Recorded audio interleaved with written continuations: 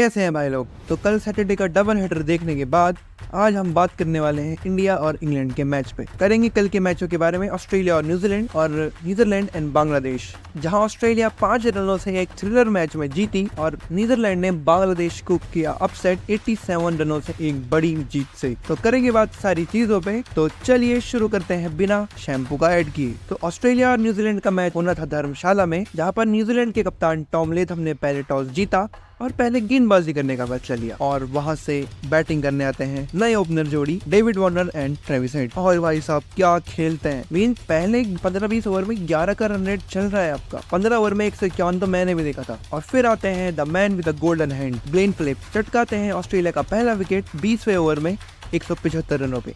और उसके बाद शतक करने के बाद ट्रेविस हेड भी आउट हो जाते हैं 200 रन पे। उनका विकेट भी लेते हैं ग्लेन फिलिप्स। इसके बाद न्यूजीलैंड स्पिनर्स अपना जाल बुनना स्टार्ट करते हैं। मिचेल मार्श को भी जल्दी निपटा देते हैं 36 रनों के स्कोर पर। स्टीव स्मिथ ज्यादा कुछ कर नहीं पाते, 18 रन। मार्नस लाबुशेन 18 रन 26 गेंदों में। ग्लेन मैक्सवेल थोड़ी तूफानी पारी खेलते हैं, 41 बनाते हैं 24 गेंदों में।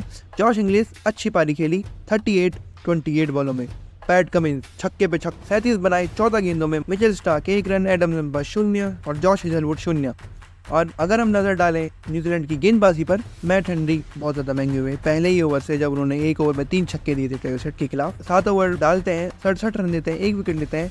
ट्रेंट बोल्ट शुरू में महंगे, बाद में रिकवर करके 3 विकेट लेते हैं 77 रन देके। लॉकी फर्ग्यूसन को बहुत मार पड़ती है, 3 ओवर में 38 run. Mitchell Santner 2 wicket 10 over में 80 रन देके। Glenn Phillips as I said the man with the golden arm, 10 over में मात्र 37 रन और 3 important wicket. Rachin Ravindra 8 over में 56 रन, कोई विकेट नहीं मिलता। जिमी नीशम 2 ओवर में 32 रन देते हैं लेकिन 1 विकेट लेते हैं। और उसके बाद उतरती है न्यूजीलैंड चेस करने। डेविन कॉनवे पहले मैच के अलावा तो इनसे कोई बड़ी पारी अभी तक नहीं आई है, जो कि एक कंसर्न हो सकता है न्यूजीलैंड की बैटिंग के लिए। 28 रन बनाकर आउट होते हैं। पहला विकेट गिरता है उनकी 61 रनों पर और जो विकेट ले रहे हैं जॉश हेजलवुड। विलियम कुछ नहीं कर पाते, जॉश हेजलवुड आउट करते हैं उनको 32 रनों पे और 72 पे गिरता है इनका दूसरा विकेट। और उसके बाद मेरे favourite allrounder Rachin Ravindra, wow, 116 मात्र 89 गेंदों में 9 चौके और 5 छक्के। उनका साथ निभाते हैं डेरी मिचेल 51 गेंदों में 6 चौके 1 छक्का।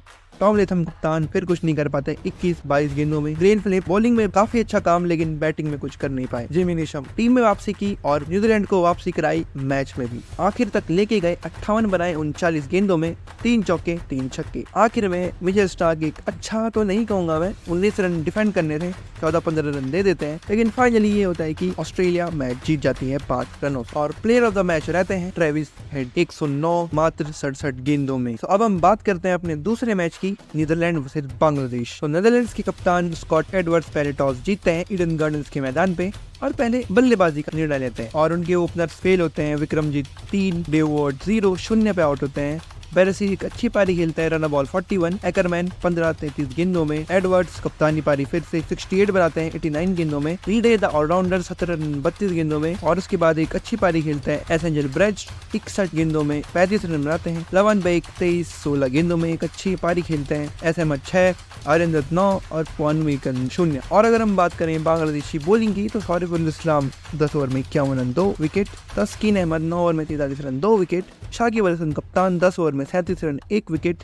मेहंदी हसन से ज्यादा गेंदबाजी कराते नहीं। मुस्तफिजुर 10 ओवर में 36 रन देके 2 विकेट लेते हैं। मेहंदी हसन दूसरे वाले 7 ओवर में 40 रन 2 विकेट। पूरे 50 ओवर खेलती है नीदरलैंड्स, लेकिन ऑल आउट हो जाती है 229 रनों पे। और इसके बाद उतरती है बांग्लादेश चेस करने और मुझे लग रहा था कि बांग्लादेश की बैटिंग जैसी है वो चेस कर लेगी, लेकिन होता वही है जो डेस्टिनी में होता है। 2 झटके पड़ते हैं बांग्लादेश को, उनका टॉप ऑर्डर हिल जाता है। पहला विकेट लेते हैं आर्यन दत्त, जो कि लिटन दास को आउट करते हैं विकेट कीपर के पीछे। लोगन वान बेक भी आउट करते हैं तानजीद हसन दूसरे ओपनर को, वो भी विकेट कीपर के पीछे। मेहंदी हसन 35-40 गेंदों में बनाते हैं, वो भी विकेट के पीछे आउट होते हैं।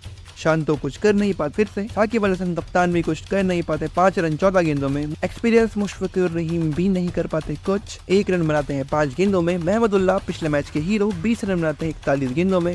मेहंदी हसन 17 रन बनाते हैं 38 गेंदों में। तस्कीन अहमद और फिर मुस्तफिजुर क्या ही कर पाते। नीदरलैंड ये जीत लेती है मैच 87 रनों के एक बड़े अंतर से, thanks to the bowling of Aryan Dutt. 10 over में 3 मेडन डालते हैं 26 रन 1 विकेट। लवन बेक 9 ओवर में 30 रन 1 विकेट, एकरमैन 7 ओवर में 25 रन 1 विकेट, वॉन वन मेरिकन लगभग 8 ओवर डालते हैं, मात्र 23 रन देते हैं और 4 विकेट लेते हैं। डेलेडे 7 ओवर में 25 रन 2 विकेट और एस अहमद 2 ओवर में 13 रन, कोई विकेट नहीं मिलता। तो रिजल्ट ये निकलता है कि नीदरलैंड जीत जाती है 87 रनों के बड़े अंतर से और कर देती है बांग्लादेशी टाइगर्स को अपसेट। अब जरा हम अपने देश की बात करें तो आज है मैच इंडिया और इंग्लैंड का और ये कंफर्म किया है हमारे केएल राहुल विकेटकीपर बैट्समैन ने कि हार्दिक पांड्या आज नहीं खेलेंगे। क्या हमें सेम कॉम्बिनेशन के साथ जाना चाहिए, शमी एंड सूर्या, या फिर हमें शार्दुल या अश्विन में से किसी की तरफ देखना चाहिए? बिकॉज लखनऊ की पिच है, मे भी घूम भी सकती है अगर पिच क्यूरेटर चाहेंगे। आपको क्या लगता है, आप भी बताना कि सेम कॉम्बिनेशन या एक चेंज, या शार्दुल ठाकुर या अश्विन। तो that's it for today guys, मिलता हूँ आप लोगों से नेक्स्ट वर्ल्ड कप एपिसोड में। तब तक के लिए स्टे हैप्पी एंड स्टे क्रिकेटेड।